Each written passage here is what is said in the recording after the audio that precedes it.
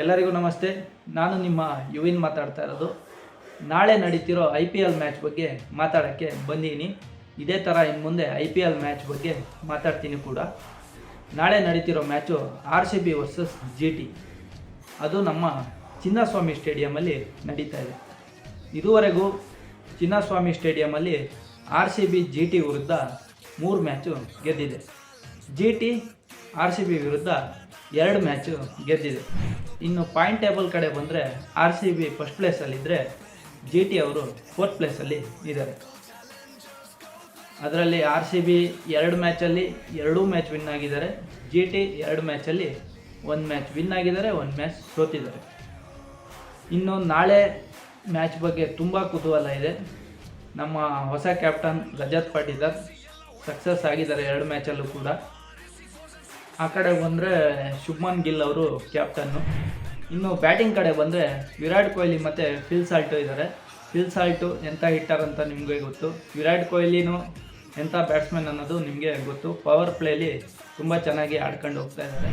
ಇನ್ನು ಇದಾದಮೇಲೆ impact player ಆಗಿ ದೇವದತ್ ಪಡಿಕ್ಕಲ್ ಅವರು ಆಟ ಚೆನ್ನಾಗಿ ಆಡ್ತಾ ಇದ್ದಾರೆ. 1 ಮ್ಯಾಚ್ ಚೆನ್ನಾಗಿ ಆಡಿದರು. ಅದಾದಮೇಲೆ ಲಿಯಾಮ್ ಲಿವಿಂಗ್ಸ್ಟನ್ನು ಕೂಡ ಒಂದು ಒಳ್ಳೆ ಹಿಟ್ಟರು. ಅದಾದಮೇಲೆ ಬರೋದು ಜಿತೇಶ್ ಶರ್ಮಾ ಅವರು ಕೂಡ ಒಳ್ಳೆ ಬ್ಯಾಟಿಂಗ್ ಕೆಪಬಿಲಿಟಿ ಇದೆ, ಬಟ್ ಇದುವರೆಗೂ ಬಂದಿಲ್ಲ. ಇನ್ನು ಟಿಮ್ ಡೇವಿಡ್ ಇವರು ಕೂಡ ಬಿಗ್ ಹಿಟ್ಟರು. ಇನ್ನು ಅದಾದಮೇಲೆ ಬರೋದು ಕೃಣಾಲ್ ಪಾಂಡ್ಯ ಅವರಿದ್ದಾರೆ. ಅವರು ಕೂಡ ಒಂದು ಒಳ್ಳೆ ಆಲ್ರೌಂಡರು. ಸೊ ಬ್ಯಾಟಿಂಗ್ ಲೈನಪ್ಪು ಈ ಥರ ಚೆನ್ನಾಗೇ ಇದೆ. ಇನ್ನು ಬಾಲಿಂಗ್ ಕಡೆ ಬಂದರೆ ಬಟ್ಲರ್ ವಿರುದ್ಧ ಭುವಿ ಅವರು 7 ವಿಕೆಟ್ ತೆಗೆದಿದ್ದಾರೆ. ಇನ್ನು ಶುಭ್ಮನ್ ಗಿಲ್ನ 3 ಟೈಮ್ಸ್ ಔಟ್ ಮಾಡಿದ್ದಾರೆ. ಅದಾದಮೇಲೆ ಹಜಲ್ವುಡ್ ಒಂದು ಒಳ್ಳೆ ಫಾರ್ಮಲ್ಲಿದ್ದಾರೆ, ಒಂದು ಒಳ್ಳೆ ಬಾಲಿಂಗ್ ಮಾಡ್ತಾಯಿದ್ದಾರೆ. ಇನ್ನು ಯಶ್ ದಯಾಳ್ ಕೂಡ ಒಂದು ಒಳ್ಳೆ ಬಾಲರ್, ಇವರಿಗೆ ಸಾಥ್ ಕೊಡ್ತಾ ಇದ್ದಾರೆ. ಇನ್ನು ಸ್ಪಿನ್ನರಿಗೆ ಬಂದರೆ ಸುಯಾಶ್ ಶರ್ಮಾ ಇದ್ದಾರೆ, ಕೃಣಾಲ್ ಪಾಂಡ್ಯ ಇದ್ದಾರೆ, ಲಿವಿಂಗ್ಸ್ಟನ್ ಇದ್ದಾರೆ. ಇದರಲ್ಲಿ ಸುಯಾಶ್ ಶರ್ಮಾ ಇನ್ನೂ ಬರಬೇಕು ಅವರಿಂದ ವಿಕೆಟು. ಸ್ಪಿನ್ ಬಾಲಿಂಗ್ಗೆ ಸ್ವಲ್ಪ ಡಲ್ಲಿದೆ ಅನ್ಬೋದು RCBಲಿ. ಮೇನ್ ಸ್ಪಿನ್ ಬಾಲರು ಇಲ್ಲ, ಬಟ್ ಆಲ್ರೌಂಡರ್ ಇರೋದ್ರಿಂದ ಎಲ್ಲ ಬ್ಯಾಲೆನ್ಸ್ ಆಗಿ ಹೋಗ್ತಾ ಇದೆ. ಸೊ ಇದು RCB ಅವರ ಒಂದು ಒಳ್ಳೆ ಟೀಮ್ ಇದೆ.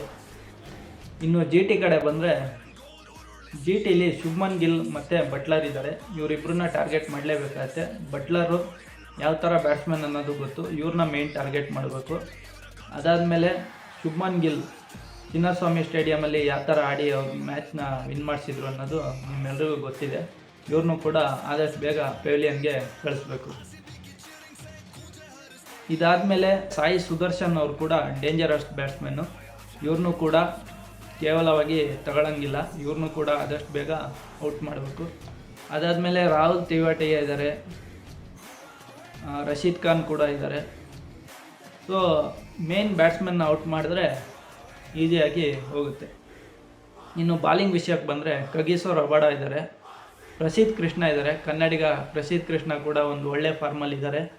ಅದಾದಮೇಲೆ RCB ex player Mohammed Siraj ಇದ್ದಾರೆ. ಆಮೇಲೆ ಈಶಾಂತ್ ಶರ್ಮಾ ಇದ್ದಾರೆ. ಅದಾದಮೇಲೆ ಸಾಯಿ ಕಿಶೋರ್ ಇದ್ದಾರೆ. ಸೊ ಇದೊಂದು ಮ್ಯಾಚು 2 ಟೀಮ್ ಬಲ ನೋಡ್ತಾ ಇದ್ದರೆ RCBನೇ ಸ್ಟ್ರಾಂಗ್ ಆಗಿರೋದು. ಅದರಲ್ಲೂ ಬ್ಯಾಟಿಂಗಲ್ಲಿ RCB ತುಂಬ ಸ್ಟ್ರಾಂಗ್ ಇದೆ.